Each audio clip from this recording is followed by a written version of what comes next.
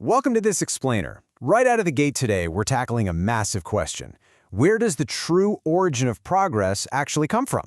Like, does it happen because of a sudden individual stroke of genius? A brilliant mind just having a random eureka moment? Or is true progress born from the painstaking, complete structural redesign of an entire system? Well, to figure this out, we're going to look at one of the absolute most dramatic paradigm shifts in modern sports history, using the football pitch as our laboratory to see how progress actually happens in the real world. So let's dive right into this.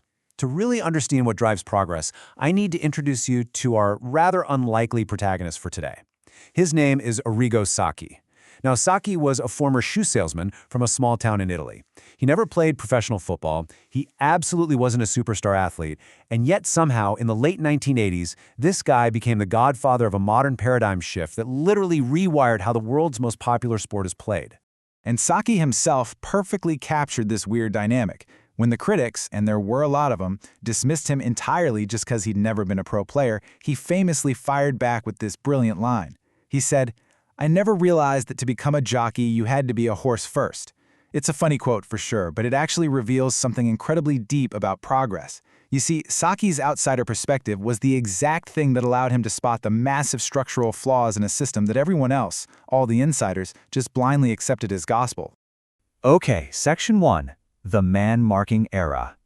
To really appreciate Sacchi's revolution, we first have to understand exactly what he was rebelling against. For decades, Italian football was completely dominated by this system known as catenaccio, which literally translates to door bolt. It was a super reactive, heavily defensive system. The whole philosophy prioritized really tight man-to-man marking. Basically, defending was just about reacting to the individual guy standing right in front of you and frustrating his movements. It was essentially a game made up of a bunch of isolated one-on-one duels. And the ultimate symbol of this old-school era was the libero. This was a free sweeper who positioned himself deep behind the defensive line. Now, he didn't have any specific man-marking duties. His whole job was purely to act as this deep safety net to just clean up any mistakes his teammates made.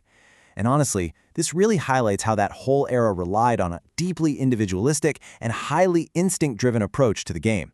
It left an awful lot up to individual brilliance or just pure chance.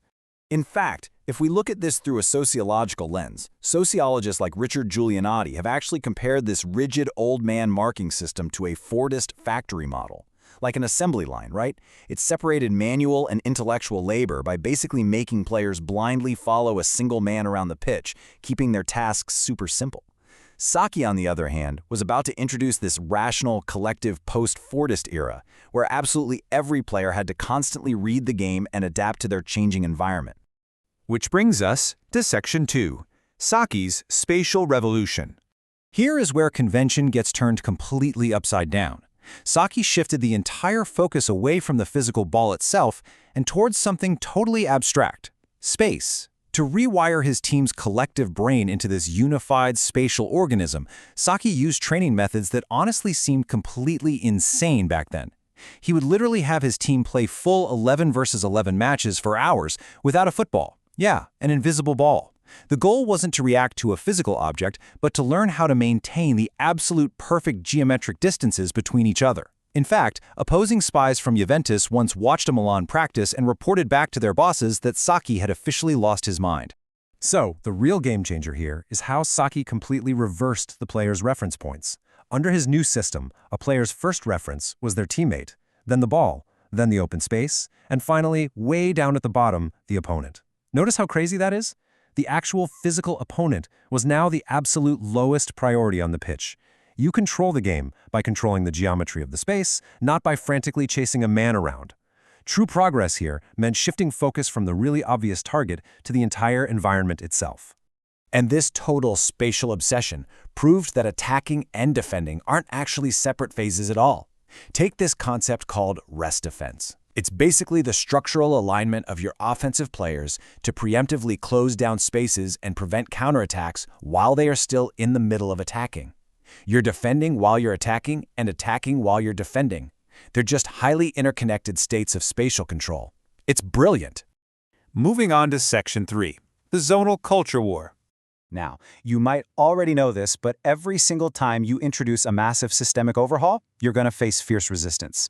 And what we saw in the 1990s was a profound cultural clash. On one side, you had traditionalist intuition. These were managers who deeply trusted the innate artisan instinct of the players. And on the other side, you had this new abstract rationalism, a wave of modern managers who started viewing the sport through the lens of open systems, algorithms, and abstract geometry. The traditionalist managers, guys like Spain's Javier Clemente, argued fiercely against this new wave.